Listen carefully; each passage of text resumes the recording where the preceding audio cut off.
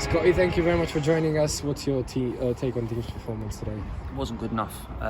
Everything that I asked the lads to do, I just said to them, I watched Weymouth 3 times this week and saw where I thought we could get at them, and our lads wanted to come in today and have a nice game of football, and it certainly was never going to be that. I told them to play more direct, play down the sides, turn them as much as we could. We accidentally turned them with the first ball of the game and nearly got in, and yeah, we didn't do it after that. People wanted to come short and play tippy-tappy football.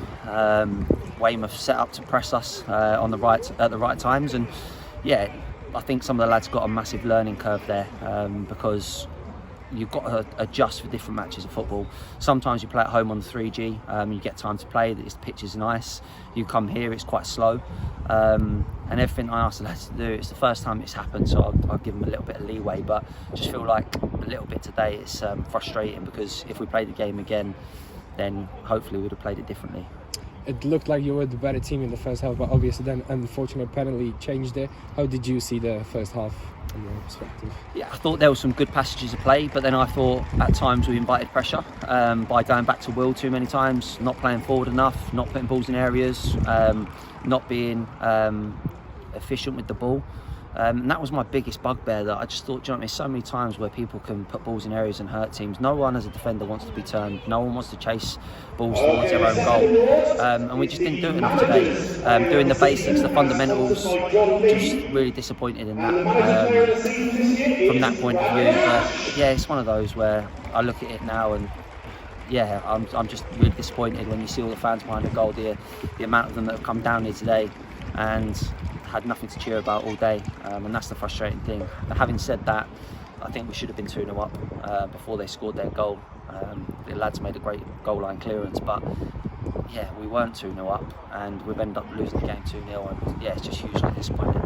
During the half-time you made one change. Was it kind of like a minor injury, or was it more of like a tactical change? Yeah, Togs has been carrying a little bit of a thigh strain for the last few days, and he wanted to give it a go, and he said after 45 minutes he felt like he'd done enough and didn't want to make it any worse. So that was just tactical one because of the injury, and changed the shape. We did and ah about maybe going for it at half-time, being 1-0 down, but yeah, it's just so difficult to sort of accept at the moment. I think that's the first time that the boys haven't done what we've asked, and that's my biggest bugbear. I'm really frustrated with that.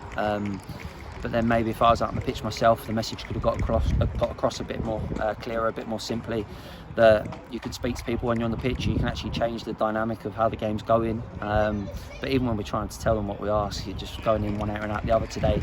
I just feel like we showed enough composure all over the pitch. We made the easy decision, the easy pass, which was more often not going backwards, and you cannot play backwards against a Weymouth side that's so front foot. So yeah, that's where we went wrong.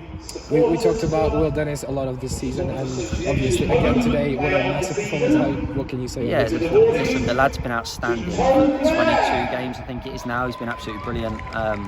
The lads in there appreciate him as well. They know how good he's been. In the weirdest of ways, it could have been 5 or 6 by the end of today. We could have scored maybe 3 or 4 ourselves in the first half, but when you lose 2-0, you always think like damage limitation, and he's certainly kept the score down for us today. He's been absolutely outstanding as a goalkeeper, as a person. He's been a delight to have in the changing room, and listen, I hope he goes on to have a brilliant career, because he deserves it, and I think everyone saw today just how good he is. On the flip side of that, I don't want him to make saves, don't want him to have enough work to do, but when he's there to be called upon, he's never let us down, and I think for me he's been an absolute breath of fresh air and a brilliant signing. It was the last away game, and obviously last away trip for all the travelling fans. Any message to them throughout the whole season that they've been travelling? Yeah, sorry for today. I pictured it completely differently in my mind, where we'd come down here, get a draw, get a win, and be able to celebrate with them. It's not happened, but I know how loyal they are, how faithful they are, and yeah, just gutted for them. They probably spent a few £100 each to come down here today, some of them staying overnight and things like that, and that's what I'm really grateful for. They're brilliant people, such great people, but yet again they went flat in the second half because we didn't give them anything to cheer about, and that's down to us. That falls on us. But yeah, to them, absolutely massive thanks. I think they supported us through thick and thin. They've been at every game when it was looking like it was going to be a really really bad season at one point, and they were still there every Saturday, Tuesday night, wherever they've been. So massively thankful to those guys and girls that are behind the goal, and sorry for today. I'm just gutted that we couldn't celebrate together. What I had in mind was completely different to the outcome of what we're talking about now. Now you're going into your last game, so what can the fans see on Saturday? Yeah, I'll be honest with you. I think we'll go back to what we know. We obviously made a few changes today, and listen, I don't think that had an impact on the game. They're Slough Town players. I believe in those players.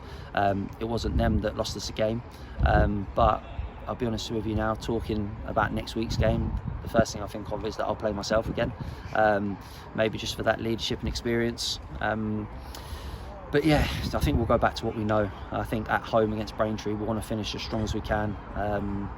And it's down to us now to get a win, give them something to cheer about. The last few home games have been absolutely brilliant. I've loved going to the matches. It's felt like a proper ground again where the place is bouncing, and hopefully next Saturday we can enjoy it a little bit more. Thank you.